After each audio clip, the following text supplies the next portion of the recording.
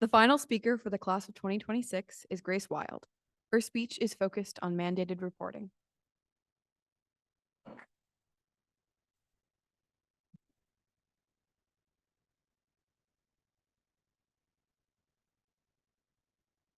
I would like you all to imagine something for me. Imagine that you're a preschool teacher. One of your students, Matthew, has been known to have behavioral issues in the past. Today, he hit one of his fellow students. And when you went to confront him about it, you noticed scrapes on his knees for which he refused to give you an explanation. What do?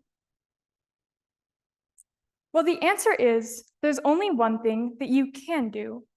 You are a mandated reporter of the state, and you have just witnessed something which could be suspicious of child abuse or maltreatment. You are required to report this to Child Protective Services. These kinds of things happen all the time. There are more than 3 million reports made to CPS every year, many stemming from mandated reporters. Today, I'd like to convince you of why that shouldn't be the case. But first, what is mandated reporting? A mandated reporter is anyone who is required to report any suspicions they have of child abuse or maltreatment, frequently neglect, to Child Protective Services. These are doctors, these are teachers, these are social workers. Most people who frequently interact with children for their jobs are mandated reporters of the state. And the penalty for not reporting a suspicion is a Class A misdemeanor. So, what sort of things should be reported to CPS? Well, that's a little more vague, because really anything can count as a suspicion of child abuse or maltreatment. But some frequent examples include frequent injuries, frequent absences from school, or poor personal hygiene.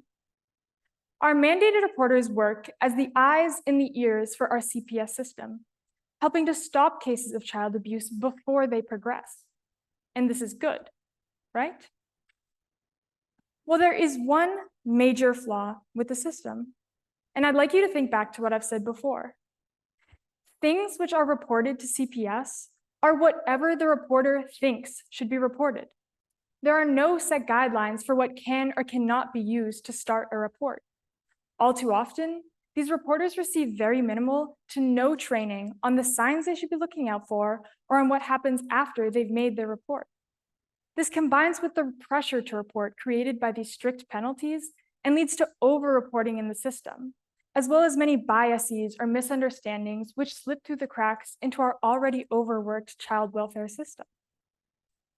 Still, you may be asking, why should I care? So what if a few misunderstandings slip through the cracks, right? Well, I have been reading the testimonies of 10 caregivers out of Massachusetts who have experienced being reported to the CPS system, and I'd like to share with you some of what I found. One common theme among these stories is that most of these families came from minority backgrounds. One study out of the American Journal of Public Health found that Black and Indigenous families are 3 times as likely as their white counterparts to be reported to CPS. A second common theme is that all of these families were disadvantaged in some way. These were single parents who were having trouble finding the time to make CPS meetings.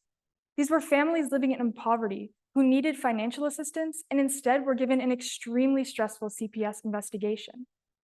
And strikingly, every single story that I read involved a mentally ill or disabled parent or child whose symptoms were being misunderstood as symptoms of child abuse.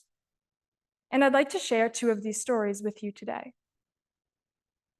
The first comes from a mother with an autistic daughter.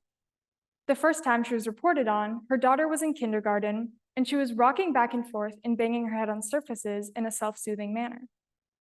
The daughter's teacher reported this to CPS, claiming that it was indicative of child abuse.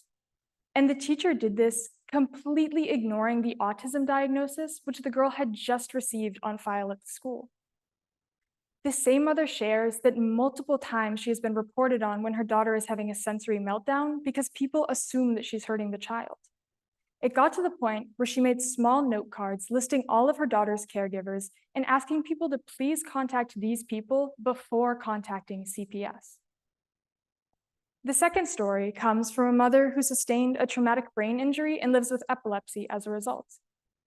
She has an in-house therapist who helps her manage her symptoms and teach her autistic son what to do when she's having a seizure. One day, her son went into school and told his teacher that his mother had had a, quote, 30-hour seizure, something which is medically impossible.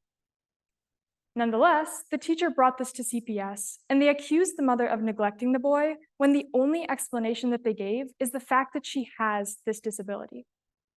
At one point, the team reached out to the mother to inform her that they may attempt to take her son away from her for this reason. In her story, this mother shared that hearing that was, quote, the scariest day of my life, and I have seen my own brain before. I bring up these stories because I want to share that there are very real people being hurt by this mandated reporting system that we have in place. I have no doubt that these reporters only wanted what was best for these children. But the system has failed these reporters, and the system has failed these children. So what do? Well, there are two things which could be done to help our mandated reporting system. The first is that we get rid of mandated reporting altogether. And I know, this sounds pretty crazy.